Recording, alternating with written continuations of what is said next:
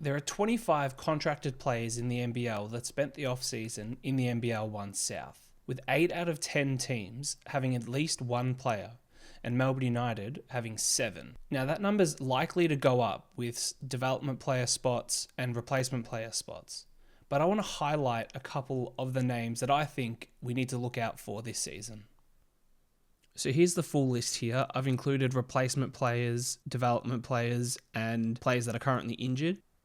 And there's some pretty big names on here. Dash Daniels really stands out. Ben Ayre, who's been around for a while. Mason Peatling, who just won a championship with the Hawks. But I want to focus on some names that aren't as big. The first person I want to talk about is someone that most people already know, and that's Harry Froling. Now, Harry Froling is a name that a lot of people are going to remember. He played about 5 or 6 years in the league, about 150 games, before the coward punch hit that, nearly cost him his life, let alone his basketballing career. He's back after 2 or 3 years recovering. He started the off-season in the New Zealand League, where he was dominating, and then came over to Australia, played with the Melbourne Tigers, and just exploded onto the scene. This is his first game back now against Casey, where he had 28 points, 14 rebounds.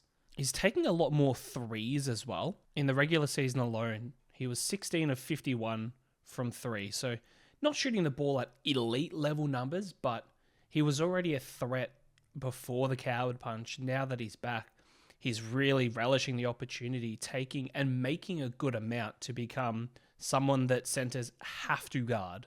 Now he's playing as a replacement player for his brother Sam, who had the Achilles injury. But Sam's not expected back until January at the absolute earliest. So he'll be playing as a backup to JaVale McGee, but provides Illawarra a really different look, different to what they would get from JaVale and from Sam. So while yes, it's a good news story and we're all super excited to see him back on the floor, he's a genuine threat, and he's a guy that if he doesn't get a lot of time with Illawarra this season when Sam comes back, I have no doubt that he'll be someone that an NBL roster is going to pick up in NBL27. The next person is someone else with NBL experience as well, and that's Jack Purchase. Now, Jack was a teammate of Harry's and the next person I'm going to talk about as well at the Melbourne Tigers. He had a record-breaking year. He broke what was at one point the all-time points record. He had 55 points in this game here against the Eltham Wildcats. He led the league in threes made per game while shooting the ball at 44% from 3.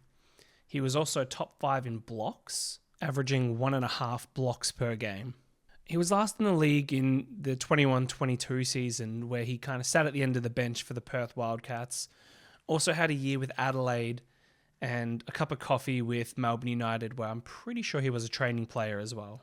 And he really is just the epitome of never giving up. He's 30 now, and he's really just refused to go away. He's been playing in the NBL1. He's spent a couple of years in the Central Division of the NBL1, but last 3 years at his home club, Melbourne Tigers. And he's just consistently putting up points. I think he's really worked on his defense, and that's what's really changed the conversation around him, because everyone knows that he can score, but showing what he can do on the defensive end proves he's going to be a really interesting and I think pivotal piece for Brisbane. How he fits in this Bullets lineup is going to be interesting. I think it really depends on how Alex Dukas kind of pans out, but Stulash has to know that he's got a solid backup or someone that can start if need be. Next up is probably the most interesting name on the list. Going to Melbourne United is Tom Wilson. Tom's a really interesting case because he was an elite junior basketballer. He went over to college. He even played a season in the NBL with the Sydney Kings, but kind of fell out of love of basketball and actually ended up going and playing AFL football. And he played at the top level, played for Collingwood for a couple of years. Once that journey ended, he came back. He played in the NBL1 last year with Melbourne and had a really solid season, but didn't get any NBL offers. He came back for this year and absolutely dominated the league. He was 3rd in points. He was 2nd in assists. And for a guard, he averaged over 6 rebounds, which is unbelievable numbers. To no one's surprise, he got offered a spot in the NBL. I think the interesting part is he got offered a spot with Melbourne United, who had just already loaded up with guards. They've got Shea Ely back. They've brought in a new import point guard in Tyson Walker. Milton Doyle has made the jump from Tassie to Melbourne, and they've also got Dash Daniels, the next star, who is going to need to get minutes. So I think the interesting thing for Tom is where does he go into this rotation? We know he's a hard-nosed defender. He definitely plays basketball like someone that's played at the AFL level. But he puts up numbers as well. He's had multiple games with over 30 points, 3 games with over 10 assists. So we absolutely know he's at the NBL standard.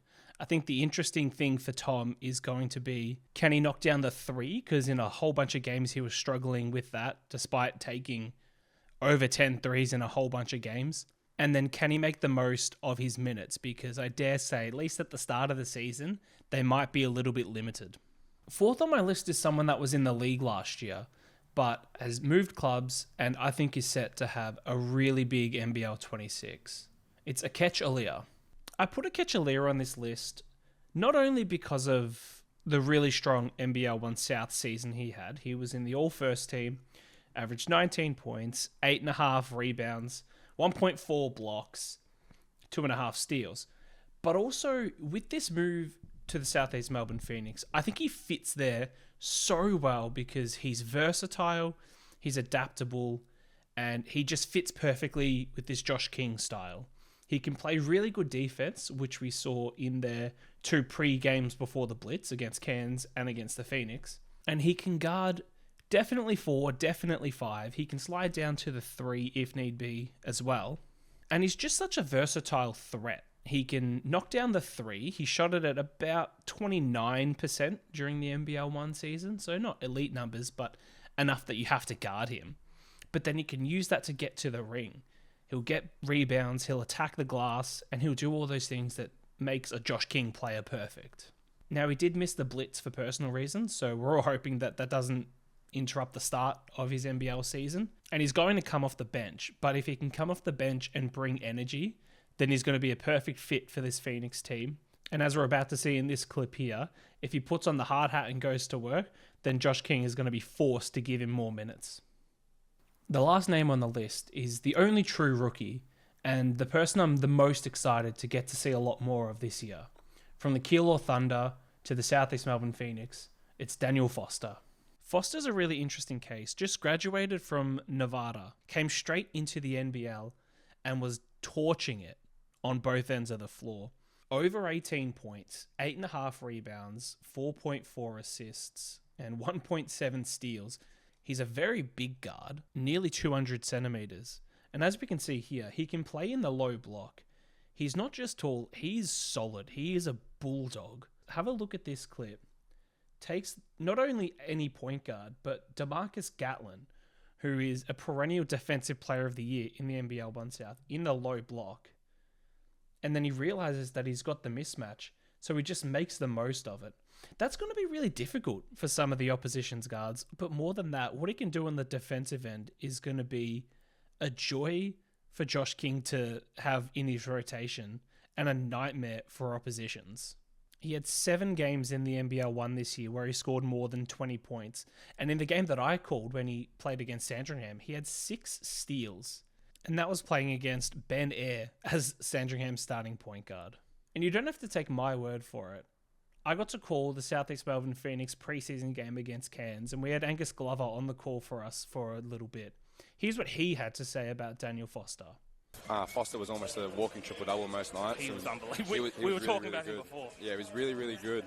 But I think people seem to forget that he's known for his defense, and yeah, he's a really, really good defender now. He could lock down a lot of the NBL's top players right now. I think he's elite down that end of the floor. So I'm really looking forward to seeing what he does this year. I guarantee he'll definitely get opportunities this year.